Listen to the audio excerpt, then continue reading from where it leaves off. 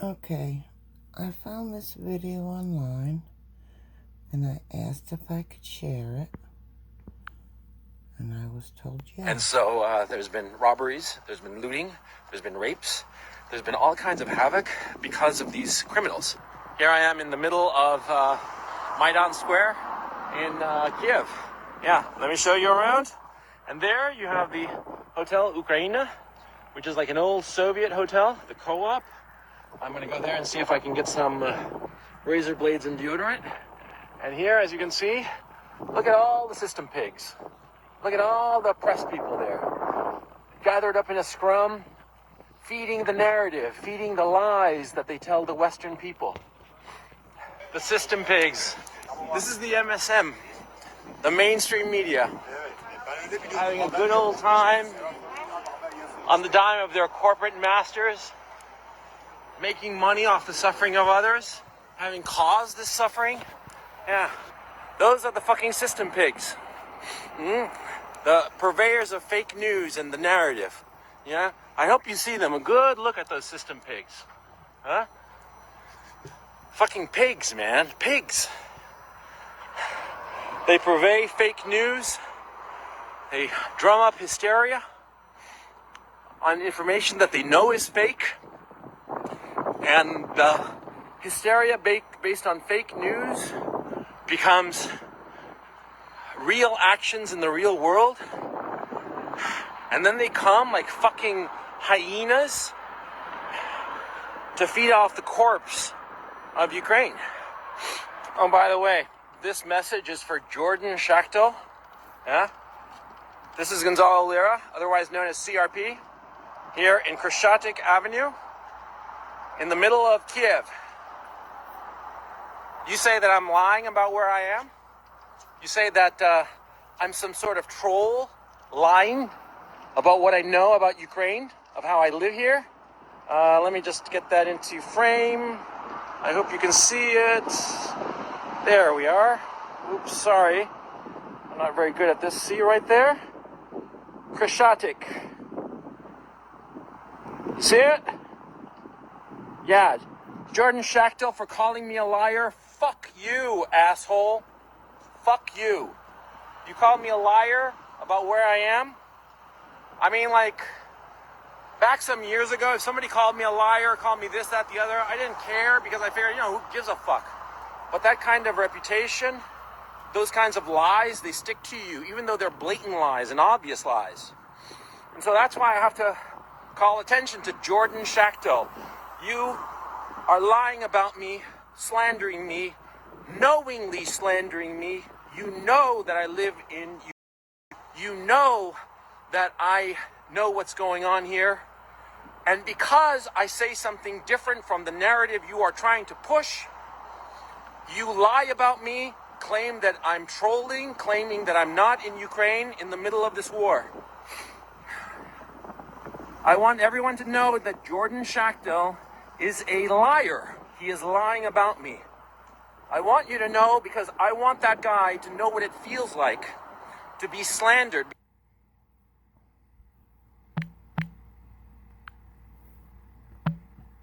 No, I'm not slandering him.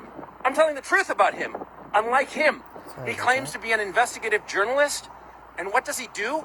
He lies. He doesn't have even the common courtesy to investigate a little bit as to whether somebody is telling the truth or not. He lies. And I want everyone to know what kind of a man Jordan Schachtel is. I want that reputation of him being a liar, a knowing liar, I want that to stick to him. So today is Saturday, February 26th, and it's the third day of the invasion of Ukraine by Russia. Now, people in the United States do not seem to understand what is going on insofar as Russia's invasion is concerned, because they keep saying that Russia is failing, which is the weirdest comment. Russia is failing because Russia hasn't taken out the infrastructure of Ukraine, hasn't hit the electrical grid, hasn't destroyed the cell phone towers or the water supply or something like that. It's just remarkable. They keep insisting that the Russians seem to advance and then retreat whenever they meet any resistance. And it's just a failure of imagination on the part of so many American commentators that they do not seem to understand what Russia is really doing with this invasion. Because you see, the American mode of war is to go to a country and destroy everything. Destroy the electrical grid, cell towers, the water supply system, everything. Just destroy the whole thing and then roll in. That's not fighting a war. That's just mopping up the total annihilation of a country.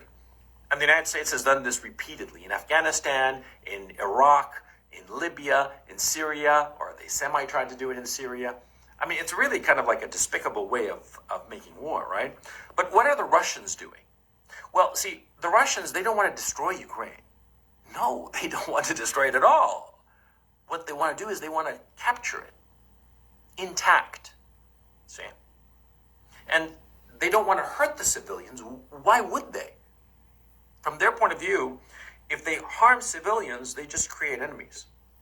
And so they want to capture Ukraine, change the political leadership of Ukraine, and install a political leadership that is sympathetic to Russia's security needs and is going to be a long-term ally. But they don't want to alienate the Ukrainian population. Because if they alienate the Ukrainian population, well, the Ukrainian population will eventually overthrow this puppet regime. And the Russians want to install a puppet regime. Let's not pretend otherwise. But they want to install a puppet regime whereby the Ukrainian citizens are more or less indifferent to it. They don't want to install a puppet regime after having made the lives of Ukrainians so miserable. So that's why they don't want to destroy Ukraine or harm the Ukrainian populace.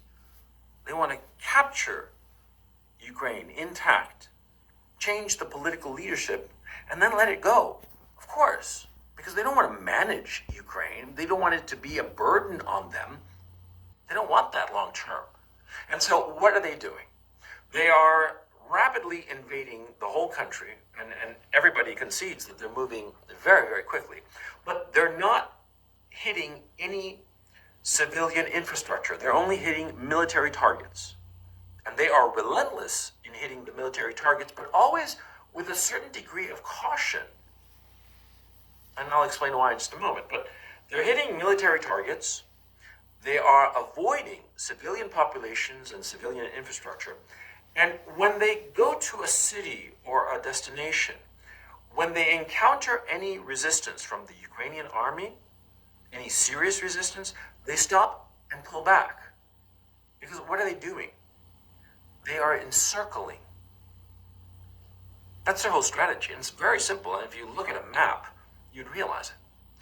What the Russians are doing is that whenever they go to a major city, like Kiev, like Kharkov, and soon enough they're going to be in Dnipro, when they get to those cities, they go up to those cities and they meet some resistance and then they pull back.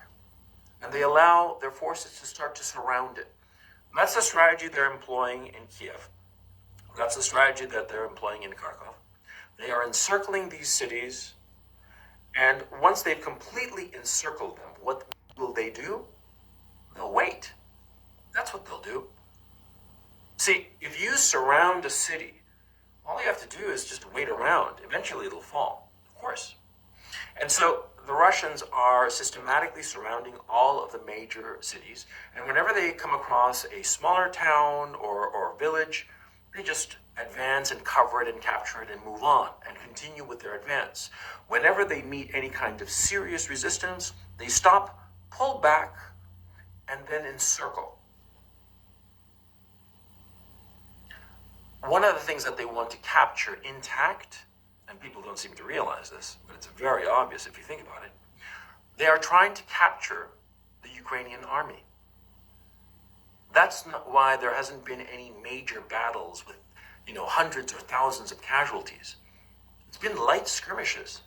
For all intents and purposes, the Russian army is tiptoeing into Ukraine. Insofar as air power is concerned, the Russians in the first 3 hours wiped the Ukrainian skies of everything. The Russians own the Ukrainian skies. Any plane is Russian. But insofar as their army is concerned, this isn't World War II. This isn't a World War II where the Russian armies were kissing cousins of the Mongol hordes, you know what I'm saying? No, this is the modern Russian army that has the goal of capturing intact Ukraine and the Ukrainian army. Because the Russians realize that once they have captured Ukraine and changed the political leadership, they will need an army to protect and look after the Ukrainian state and the Ukrainian people and the Ukrainian land. They don't want to destroy the Ukrainian army. They could do that if they wanted to. They would have done that already. They own the skies over Ukraine. Their goal is to capture Ukraine, capture the Ukrainian army with as little casualties as possible to the Ukrainian army. And that's why whenever they come up against serious Ukrainian resistance, they keep consistently pulling back. And in the West, this is interpreted as the Russians are weak, which is so weird. It's like the Russians are so weak, they're not advancing as fast. That is a separate issue that I'm going to get to in just a moment. But the Russians are so weak because they're not obliterating the Ukrainian army. Because that's what the Americans do. They obliterate anything that crosses their path. Friend or foe, they don't really care. But the Russians do care. That's why they're not obliterating the Ukrainian army when they could. A friend of mine, Alex Christoforou, and the Duran, a great show, he pointed out something that I'd never considered, which is very obvious. He pointed out the fact that, you see, the current Ukrainian leadership in the military, the generals in Ukraine, they went to military academies with the generals of the Russian armies. They're drinking buddies since when they were back in 18-year-old, 19-year-old plebes. They know each other. They don't want to kill each other. Of course not. You've got some buddy when you were drinking out when you were 18, right? You want to kill him? No. You could be on opposing sides of whatever contest, but you don't want to hurt him. Of course not. You'll be pissed off at him maybe, but you don't want to kill him. The Russian army doesn't want to destroy the Ukrainian army. They could have done it already in these 3 days of combat. Once the Russians owned the skies over Ukraine, they could have done whatever they wanted with the Ukrainian army.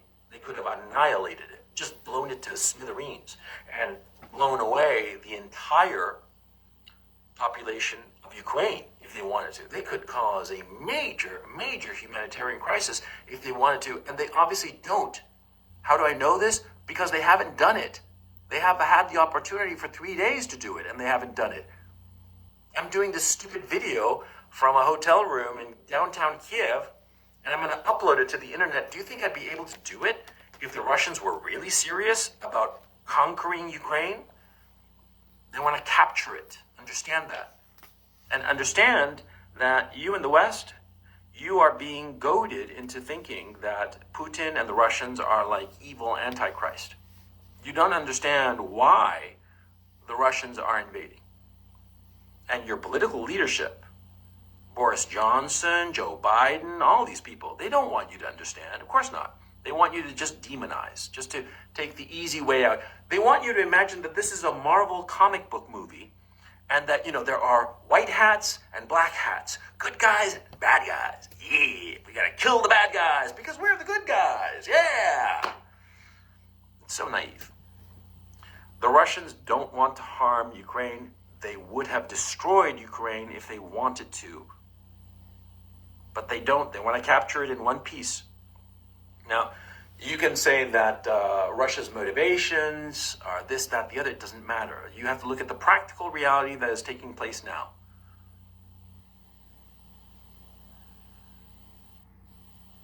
What really bothers me, and perhaps this isn't a wise thing for me to say while I'm still in Ukraine under the Zelensky regime, what really bothers me is that the Zelensky regime has no trouble causing a humanitarian crisis. In fact, they welcome a humanitarian crisis. They would love to see dead Ukrainians. And I know this for a fact. And do you know how I know this for a fact? Because the Zelensky government has been handing out AK-47s willy-nilly to the civilian population. As I understand it, they've already handed out 10,000 AK-47s and munitions to match. Now, you see, if you've never had any kind of military experience, you, with a weapon like that, you can become extremely dangerous to all the people around you and to yourself. It takes training to operate a firearm. You have to know what you're doing. It's not a casual thing, okay? It's not like in the movies. It's very, very dangerous. And you can harm yourself before you harm anybody else. And the harm you can cause to others is, it's incalculable and you can't take it back. Now, the Zelensky regime is handing out these weapons, teaching people how to use Molotov cocktails, how to make Molotov cocktails and use them themselves. They want to foment the people to fight the war against the Russians. And the thing is, see, the Russians have professional soldiers. Now, these professional soldiers, they carry a weapon, they know what to do with the weapon. And if they see somebody armed, be it a man in a uniform or just a civilian with an AK-47, well, they're going to shoot him, okay? And so that civilian will be dead. And that will present a great photo op, now won't it? So that Zelensky can wrangle some European country or the Americans or whomever to come in and get involved in this war and potentially escalate the situation to levels that are unimaginable. The Zelensky regime is doing something frankly evil, because it is evil to encourage civilians to do something that incredibly dangerous and irresponsible. The Zelensky regime has also put heavy weaponry in civilian population centers. Now, these heavy weapons, howitzers and whatnot, they're dangerous. And so the Russian army has every right and obligation to destroy such heavy weapons. But of course, when trying to destroy such weapons, it's inevitable that you're not going to quite hit the weapons when you try to aim for them. You're going to hit around the weapons. And therefore, if these weapons are in the middle of apartment complexes, you're going to have Russians shelling apartment complexes, killing innocent civilians.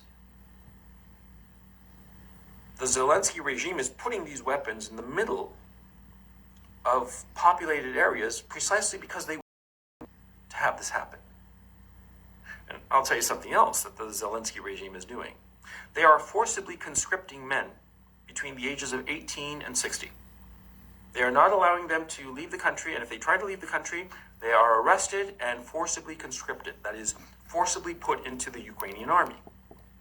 Now, what has happened because of this?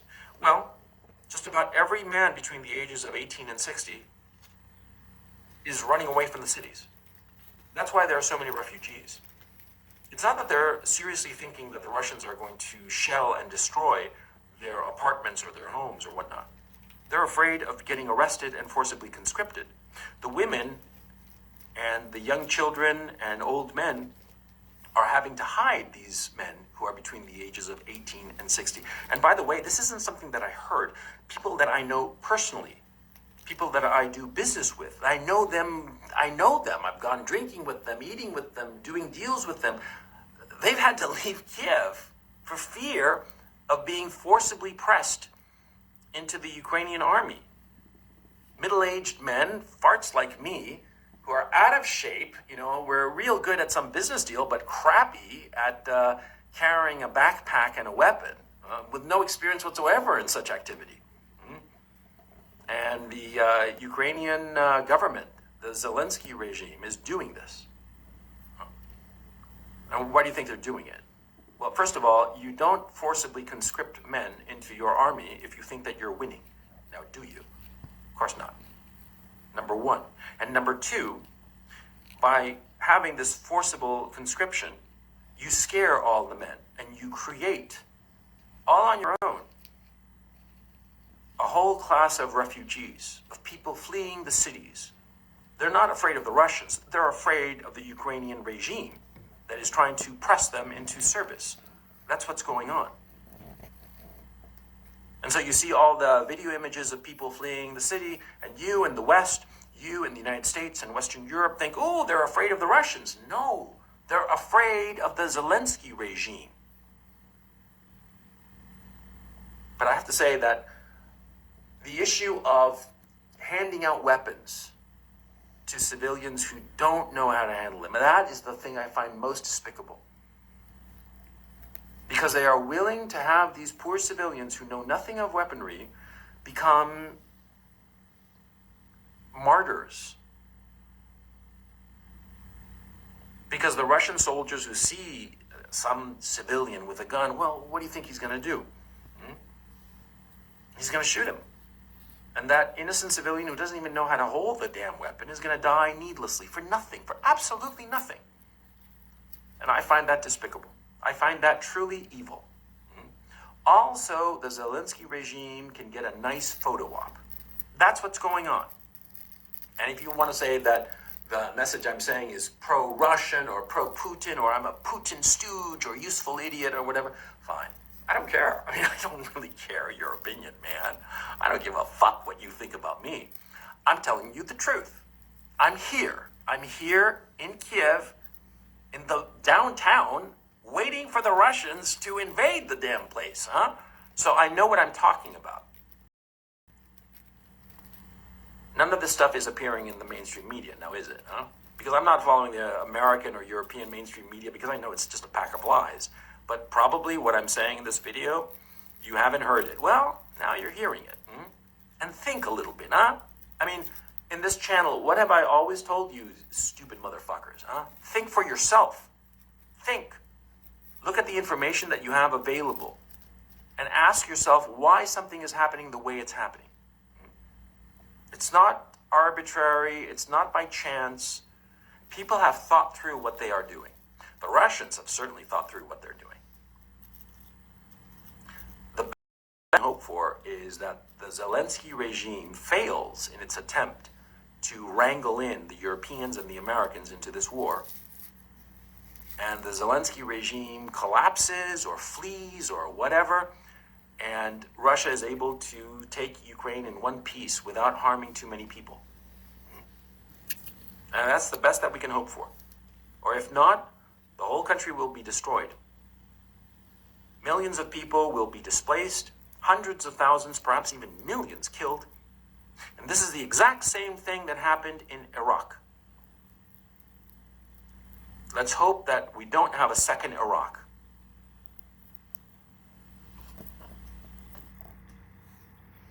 There was something else I wanted to show you if I could find the link.